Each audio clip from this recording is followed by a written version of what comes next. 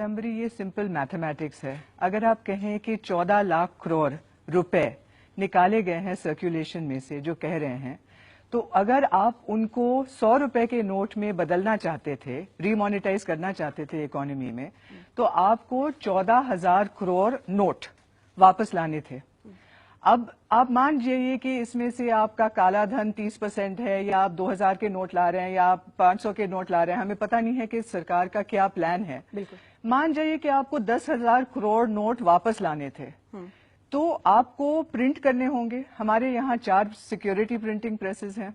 अब हाल ही में पता लगा है कि सब मेल मिला करके हमारे सारे प्रिंटिंग प्रेस 2600 करोड़ नोट एक साल में प्रिंट कर सकते हैं। तो इसका मायना हुआ कि आपको 3-4 साल लगेंगे अगर आप रीमोनेटाइज करना चाहते हैं 100 रुपए के नोट के साथ। अब बहुत ट्विटर पर लोग कह रहे हैं कि नहीं, 2000 के नोट आएंगे, 500 के नोट आएंगे। लेकिन मैं ये आपसे कहना चाहती हूं कि कादम्बरी, आज की तारीख में लोग छुट्टा चाहते हैं। हाँ। क्योंकि 2000 के साथ आप क्या कर सकते हो। और सच कहा जाए तो आज लोगों का विश्वास भी उठ गया है। बहुत सारे लोग कह रहे हैं कि ये नकली नोट है, असली नोट है, फिर डिमोनेटाइज हो जाएगा, क्या होगा। लोग घबरा गए हैं। मतलब उनका जो फेथ है बैंकिंग सिस्टम में, नोटों में, गया है।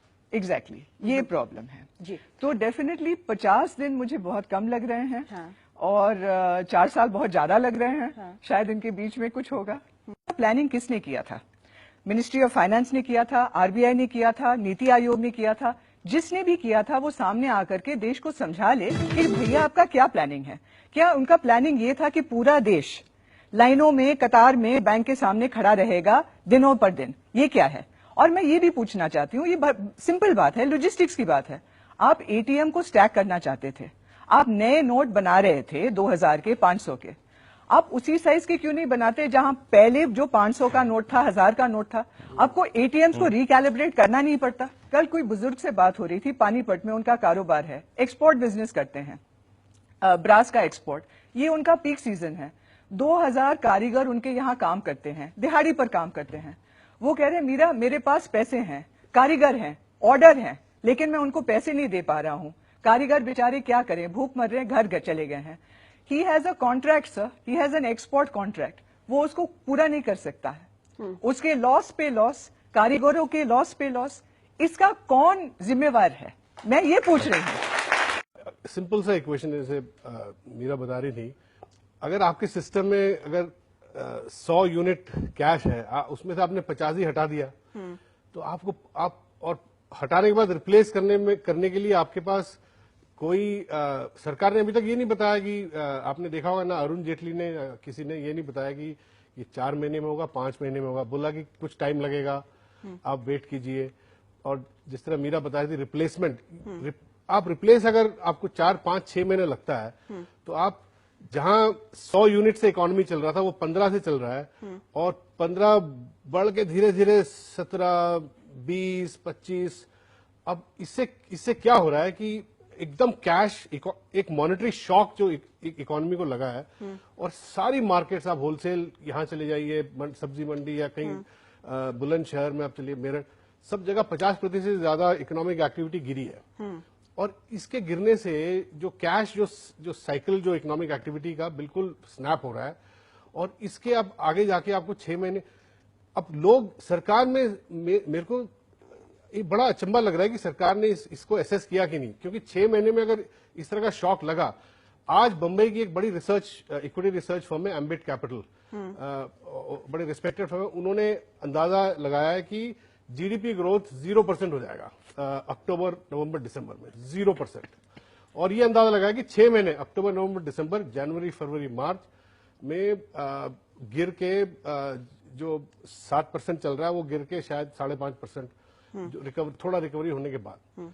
तो इस शॉक से किस तरह इकोनॉमी बाहर आएगी, ये बड़ा एक राजनीतिक क्वेश्चन भी है। और किस तरह लोग इससे, अब फार्मर्स, कल मैं आपके प्रोग्राम में देख रहा था रवीश के, फार्मर्स रबी सोइंग का 20 दिन विंडो है, वो लाइन में खड़े हुए हैं, कह रहे हैं कि हमारा 10 दिन तो निकल गया। और जितना देर होता है उतना फसल खराब होगी, उतना फसल अच्छी नहीं होगी, तो प्रोडक्टिविटी शॉक लगेगा।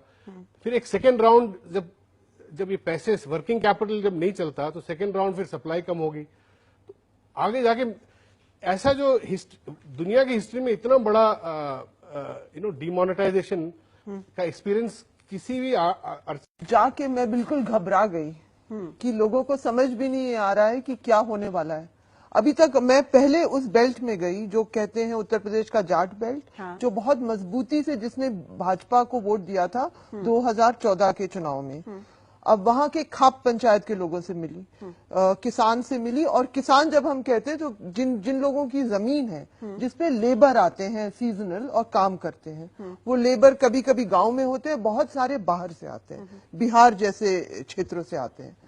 अब वो किसान पक्के बीजेपी के समर्थक हैं, पक्के काफी हद तक, लेकिन वो कह रहे हैं चलिए जी 5-6 दिन तो चल जाएगा, उसके बाद तो हमारी पूरी हम डूब जाएंगे।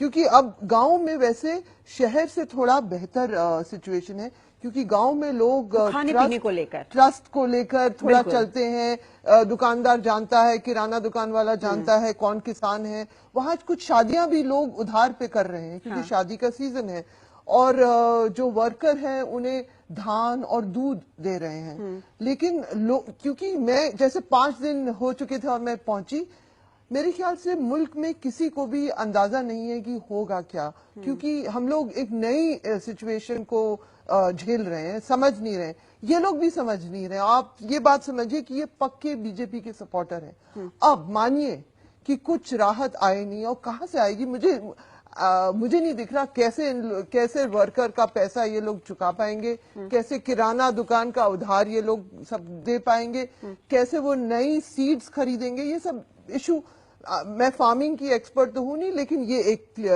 क्लियर की क्राइसिस बड़ी होती जा रही है। जो मुझे लगता है कि बीजेपी एक परसेप्शन गेम खेल रही है। हाँ। इसमें कुछ चीजें अब अनफोल्ड कर रही है, लेकिन अभी अनफोल्ड करना बाकी है। जैसा इन्होंने बिल्कुल कहा, सवाल ठीक कहा उन्होंने कि 4-5 दिन तो लोग झेल ले रहे हैं, उससे ज्यादा जब होगा तो लोग धीरे धीरे क्रिटिक करना शुरू करेंगे, और उससे और भी ज्यादा यदि होगा तो परेशानी और भी बढ़ेगी। तो लेकिन गायब हो जाएगा, सिर्फ वो क्रिटिसिज्म, सिर्फ क्रिटिसिज्म रहेगा, क्योंकि लेकिन में जो छुपा हुआ पॉजिटिव पॉइंट्स है वो धीरे धीरे अनफोल्ड करेगा और वो बिल्कुल कोलैप्स कर जाएगा। जैसे टेररिज्म की बात करते हैं, अब कितना पैसा है जो फेक मनी है, कह रहे हैं डेटा के हिसाब से कि 10 लाख रुपए में, 10 लाख नोट्स में 250 फेक मनी है। ठीक है, ये कितना बड़ा तो नहीं है जिसके लिए इतनी बड़ी जहमत उठाई जाए, उससे कोई ज्यादा फर्क नहीं पड़ेगा। कह रहे हैं कि इनकम टैक्स बढ़ जाएगा, कितना इनकम टैक्स बढ़ जाएगा? 1 लाख करोड़ बढ़ जाएगा, जो कि अदरवाइज बढ़ाया जा सकता था। ये 86% मनी को विड्रॉ करने के बाद जो इकोनॉमी कोलैप्स करेगी, बिल्कुल ठीक कह रही है वो, कि ये अगले कई सालों तक रिकवर नहीं कर पाएंगे। दुकानों से लोग गायब हैं, दुकानदार बैठे झक मार रहे हैं, किसानों की हालत तो बहुत ही खराब